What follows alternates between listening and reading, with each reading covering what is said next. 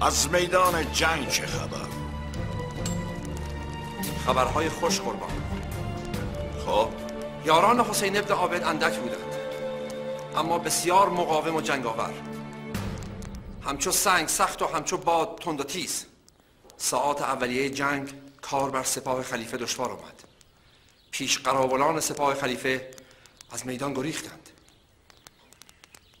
گریختن؟ آری، شدت مقاومت یاران حسین ابن عابد آنان را به هزیمت واداشت، ولی فرمانده سپاه به زودی دستور حرکت از چند جهت را صادر کرد و پس از مدتی کار بر یاران حسین ابن عابد سخت شد. آنان در محاصره قرار گرفتند، اما به سختی می جنگیدند. یکیشان در مقابل 10 سرباز و 10 تاشان در مقابل 100 سرباز جنگجو. اما فراوانی سپاه خلیفه عرصه را بر آنان تنگ کرد. جنگ تا پایان روز به طول انجامید. نتیجه چه شد؟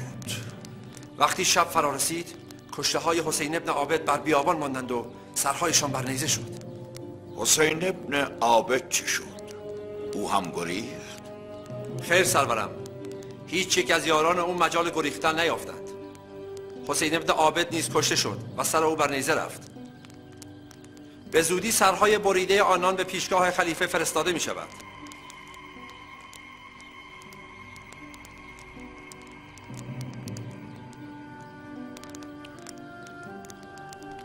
فرمانده قشون خلافت را احضار کن.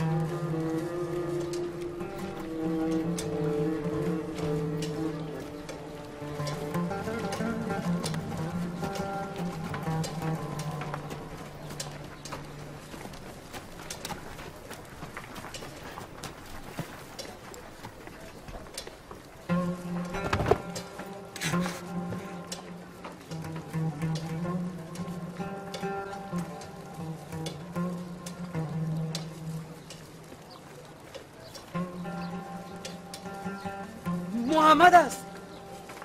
رمج بر الان ندارد.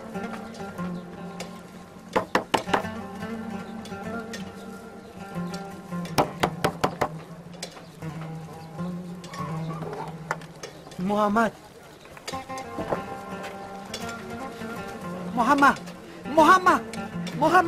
حالت خوب است؟ از حسین و یارانش چه خبر داری؟ در صحرای فخر قیامتیم. به نزد مولای موسی بن جعفر بشتابید. آمدن محمد و خبری را که آورده به ایشان اطلاع بدهید. من هم به نزد دیگر دوستان میروم.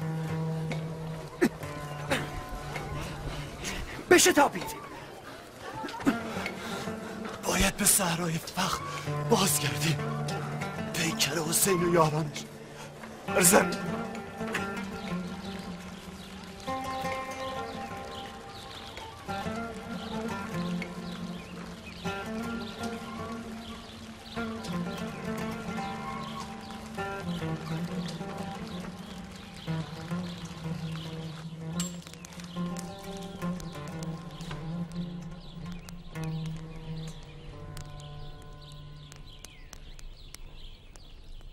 درود بر خلیفه مسلمین.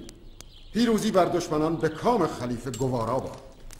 تو را برای گفتن تبریک پیروزی احضار ننموده ایم. آیا خلیفه از پیروزی سپاهش بر دشمنان خوشنود نیستند؟ تو که سرکرده قشون ما هستی نمیدانی به چه دشمنی پیروز شده ایم؟ خب حسین ابن عابد علیه خلیفه قیام کرده و قصد تشکیل حکومت داشت. حسین ابن عابد، با خود بیندیش در این چند سال چند نفر علیه ما خروج کردند. چند نفر قبل از گردآوری سپاه و چند نفر در حال گردآوری سپاه بودند که به چنگ ما افتادند. بسیار بودند سرورم، اما چه؟ گمان میکنی حسین ابن عابد آخرین نفر بوده است؟ او اولین نفر نبوده، پس آخرین نیز نخواهد بود. منظورتان را نمیفهمم.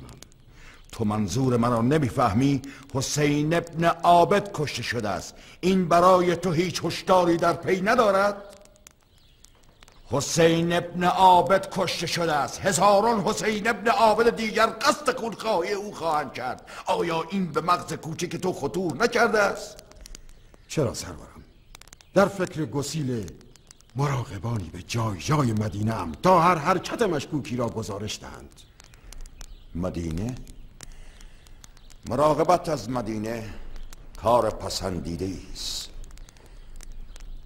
اما نباید مبدأ حوادث را فراموش کرد. مبدأ همه حوادث مدینه است. آیا مراقبان تو به فکر مراقبت از موسی بن جعفر هستند؟ آری سرورم.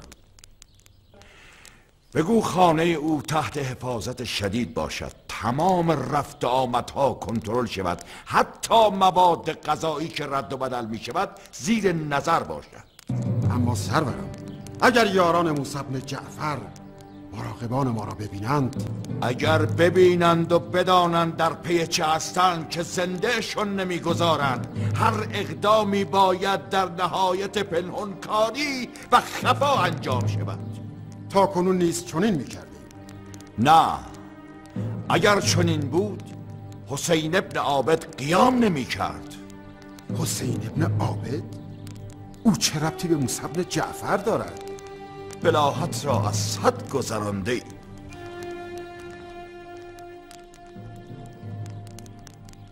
تو علویان را نمیشناسی. بدون اجازه موسی بن جعفر حتی آب هم نمیخورد. سرورم گمان میکنند قیام حسین ابن عابد و دیگر علویان به فرمان موسی بن جعفر بوده؟ اگر به فرمان او نبوده، با اجازه و اطلاع او بوده. این را یقین بدان. اگر چنین باشد چرا موسی بن جعفر خود قیام نکرده؟ او میتوانست با شرکت در قیام حسین ابن عابد دیگر علویان را نیز با او همراه نماید. در این صورت طوفانی علیه خلافت برمیخاست.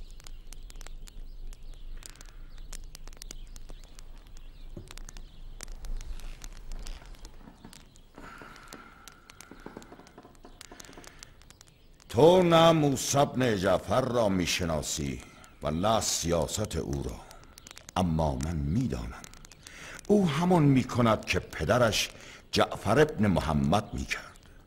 زید ابن علی وقتی قیام کرد، جعفر ابن محمد با او همراه نشد، اما به او اجازه خروج بر علیه خلافت را داد و یاریش کرد و پس از کشته شدنش بر او اشک ریخت. اکنون موسی بن جعفر نیز چنین می کند و از خروج کنندگان حمایت می کند، اما در عمل با آنان مشارکت نمی کند تا سرنوشت تمام علویان را به یک جنگ پیوند ندهد. اگر چنین باشد بیشک چنین است. او سیاستمدار زیرکی است که به آینده چشم دوخته. البته از اکنون هم غافل نیست. به راستی مواجه شدن با چنین مردی چندان آسان نیست. هرگز آسان نیست، بلکه بسیار هم دشوار است. در ظاهر هیچ خطایی نکرده، در خانه نشسته و به تعلیم دانش و علم مشغول است، اما علمی که می‌آموزد نتیجهش خروج علیه خلافت است. اگر حضرت خلیفه به این یقین رسیدند دیگر نباید درنگ کرد. بهتر نیست به خانه او یورش بریم و او را به بند کشیم؟ که چه شود؟ بهانه به دست علویان و غیر علویان داده شود تا خروج همگان را در پی داشته باشد. او در ظاهر مردی آرام و مهربان و عالم و دانشمند و بی‌صلاح است که در خانه نشسته و گزندی از او به کسی نمیرسد، اما باید از این مرد ترسید. تا وقتی او هست هر لحظه ممکن است یک حسین ابن عابد دیگر شمشیر برکشد، تعدادی را گرد خود جمع کند و بر علیه خلافت بشورد. درست است. اکنون مطلب را دریافتی، پس فکری بیندیش. راه دیگری باید پیش گرفت. چه راهی؟ گمان میکنم با او باید سیاستی مثل خودش به کار برد. سخنت را واضح‌تر بگو. چگونه میتوان با او مثل خودش رفتار کرد؟ باید در ظاهر با او مدارا و در خفا علیه او اقدام کرد.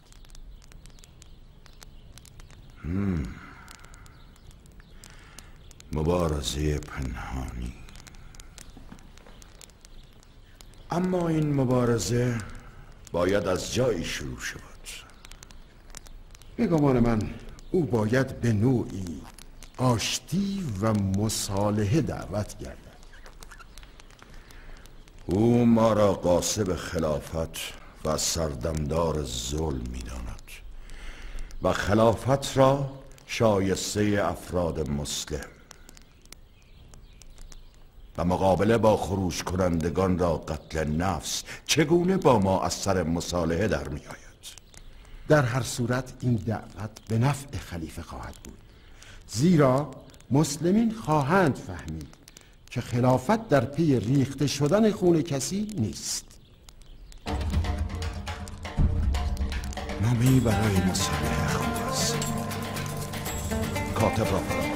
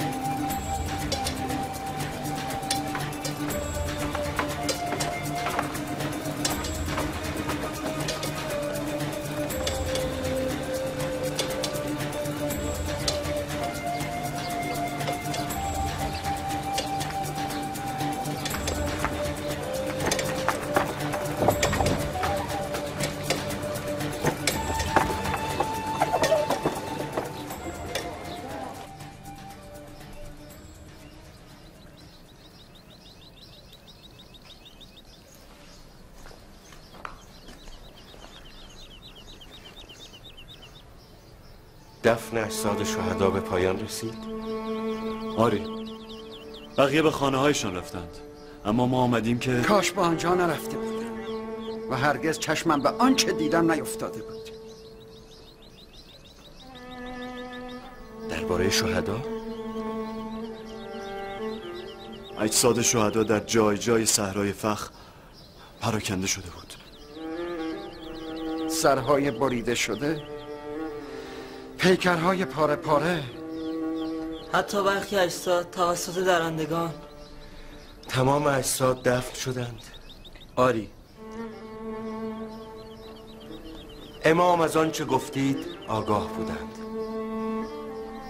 ایشان اجازه دادند برای حسین ابن عابد و یارانش اقامه عزا شود و خود ایشان نیز در غم آنان گریستند.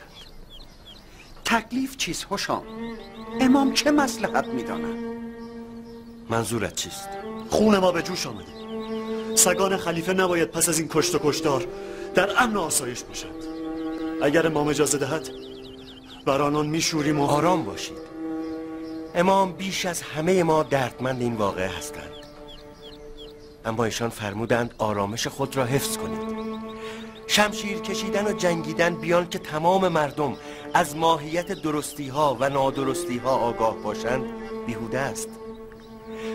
باید مردم آنقدر آگاهی یابند تا خود راه درست را انتخاب کنند. اما مردان خلیفه بر ما ظالمانه میتازند، بر علویان سخت میگیرند، هر نافرمانی را با شمشیر پاسخ میدهند.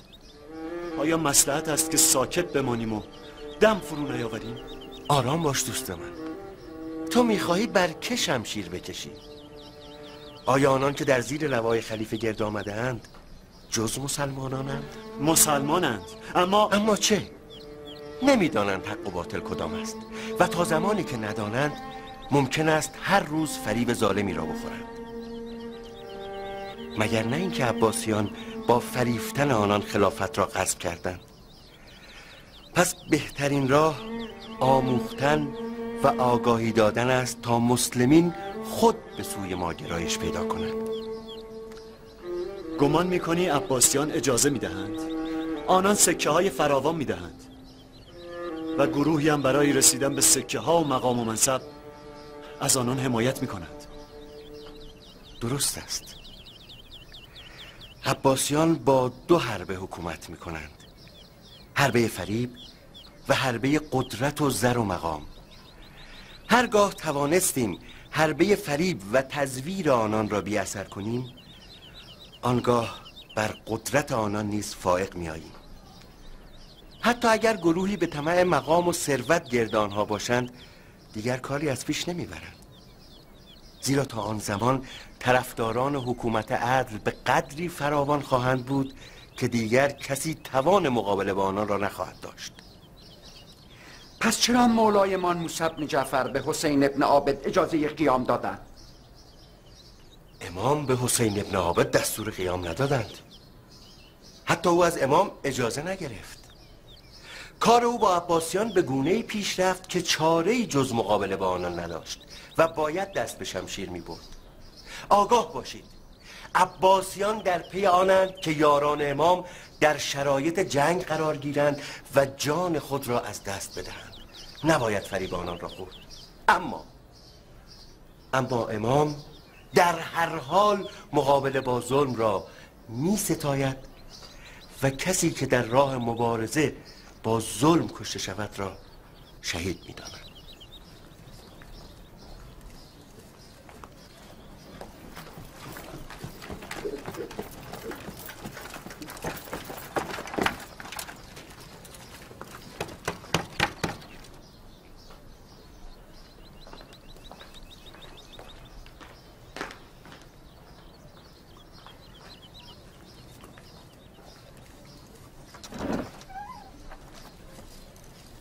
خانه موسی بن جعفر اینجاست؟ آری. نامه ای از خلیفه دارم. بمان تا پاسخش را بیاورم.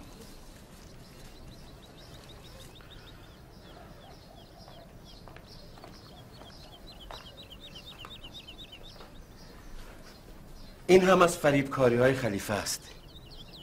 گمان میکند امام را نیز میتواند بفریبد.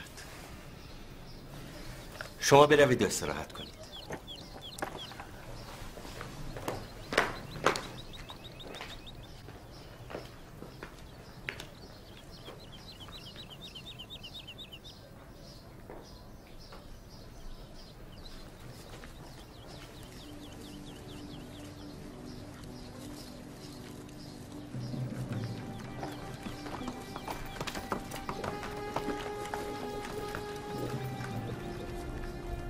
تضمین عدم قیام. این بازی جدید به سود تو نخواهد بود جناب خلیفه.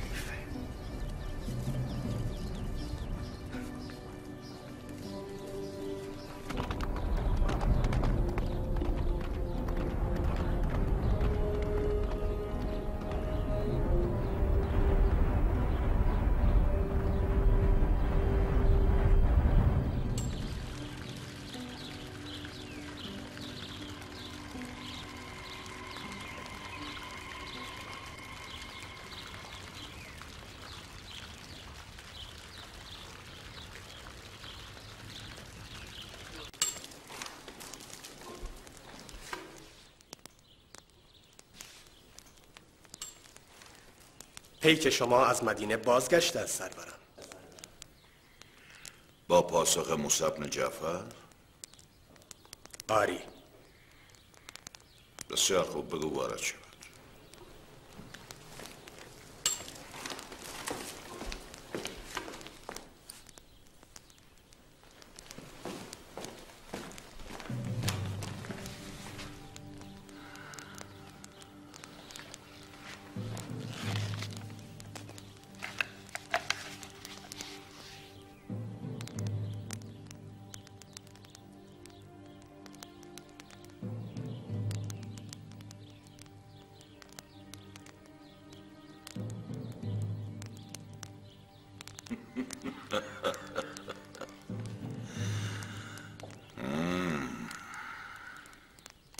موسی بن جعفر، میدانستم با ظالمان عهد و پیمان نمیبندی،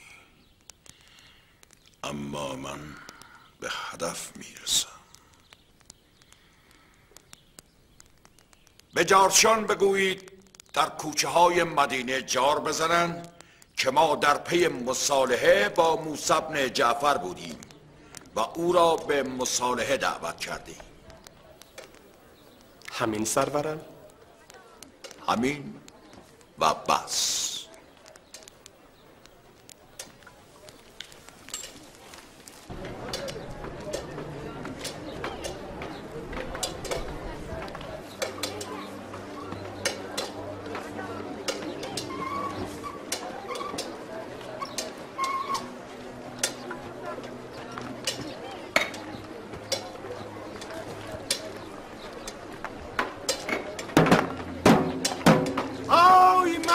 مدینه گوش فرا دارید، خلیفه مسلمین هارون الرشید از ریخته شدن خون مسلمین بسیار متأثر است. او میخواهد خون مسلمین به هدر نرود. برای همین از موسی بن جعفر خواسته تا با خلیفه مصالحه کند و از تحریک مردم بر ضد خلیفه دست بردارد. آی مردم مدینه، گوش فرا دهید. آی مردم مدینه، گوش فرا دهید.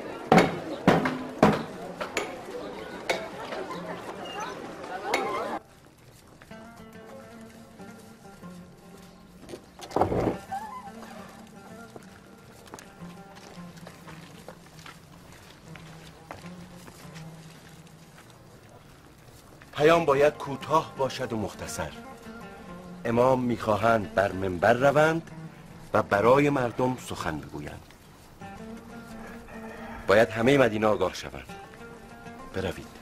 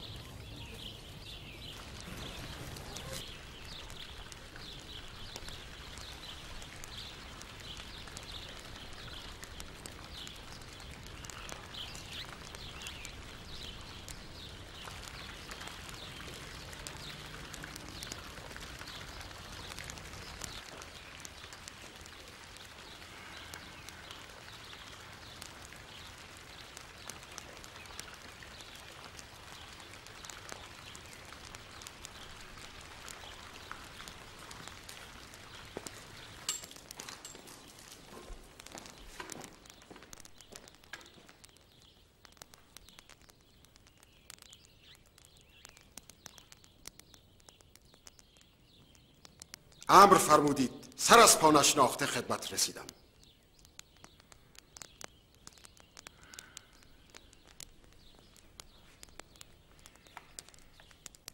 موسی بن جعفر به حیله تو پاسخ دندون شکنی داده.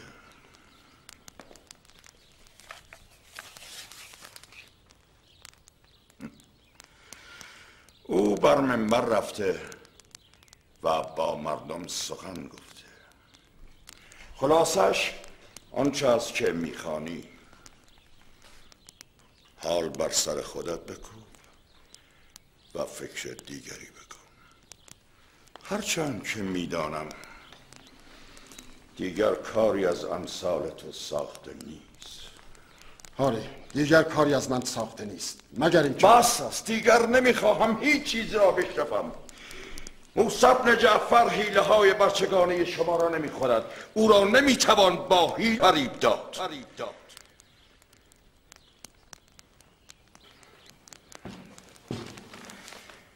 همه میدانند که او قبل از شورش حسین ابن عابد آرزوی مرگ ما را داشته و از حسین خواسته فرمانش را هرچه محکمتر انجام دهد و ما را قومی ستمگر خوانده و بعد از مرگ او بر منبر می رود و حسین را شهید می خواند و قاتلانش را گروه ظالمین. موضع موسی بن جعفر آشکار است. گمان می کنی راهی برای فریفتن مردم وجود دارد. حیله و فریبی در کار نیست، باید او را به بند کشید. کار ما با موسی بن جعفر دشوارتر از آن است که بتوان با حیله و نیرنگ به انجام رساند. اگر این سخنان ادامه یابد مدینه غیر قابل کنترل خواهد شد. هر غلطی میخواهی بکن، اما کاری نکن که مردم مدینه از قصدت آگاه شود.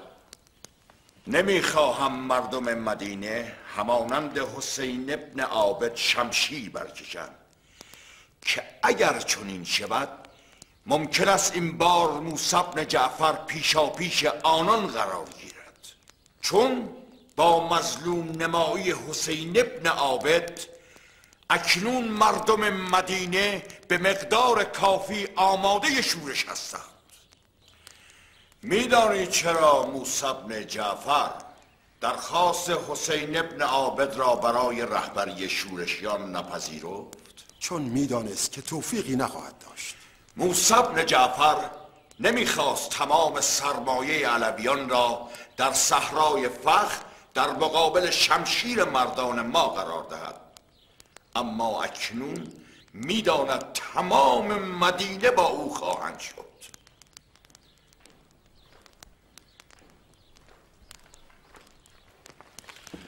باید شبانه او را از مدینه برباییم. خلافت در دستان ماست.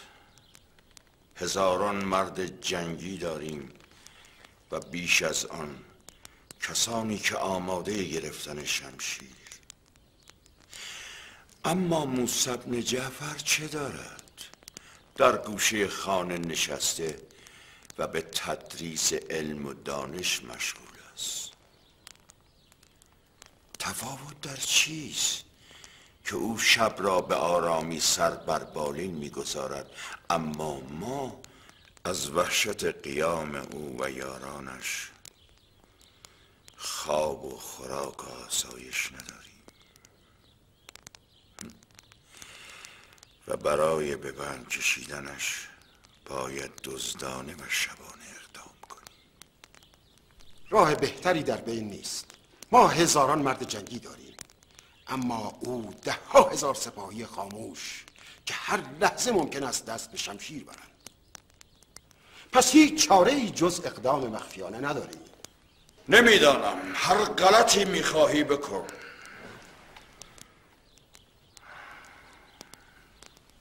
اما بهانه‌ای به دست مردم مدینه نده. میترسم موسی بن جعفر را به بند کشی در پی او آیند و بعد چه خواهد شد نمیدانم. نیمه های شب او را از شهر خارج میکنیم، اما نه در یک جهت. 4 گروه را در 4 جهت حرکت میدهیم تا مردم مدینه برای تعقیب گروه رباینده دچار تردید شوند. سرانجام چه خواهد شد؟ آنان به سوی ما خواهند آمد. سرورم، به این هم اندیشیدم. بهتر است ایشان را به مکانی نامعلوم منتقل نماییم. برو هر وقت اندیشه بهتری در سر داشتی بیا. برو.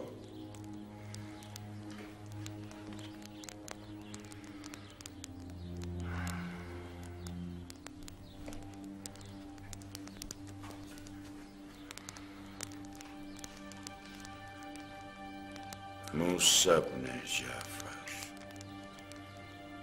ما خلیفه ایم یا تو؟ ما بر مردم حکومت میکنیم یا تو؟ این وضع باید سامان یابد.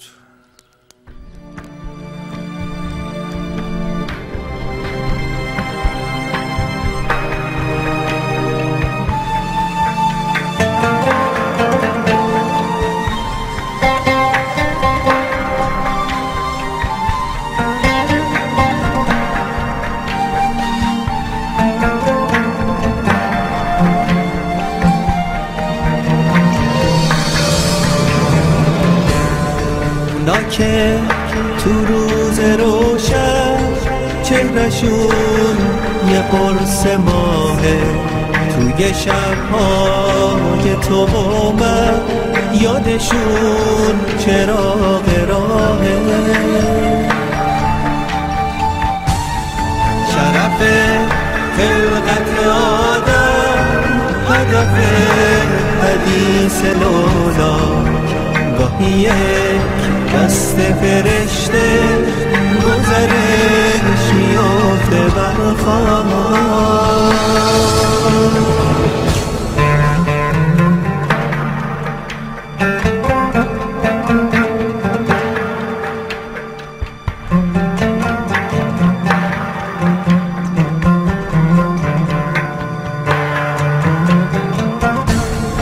واسه 14 تا ستاره بافت فرش آسمونا، عشق آفتاب دل بارون میسازد رنگین کبونا. واسه یه روزهای تنگی ما هنوز ذخیره داریم، اسم پاکش رو به لب‌ها تو گرفتاری میاری، تو گرفتاری میاری.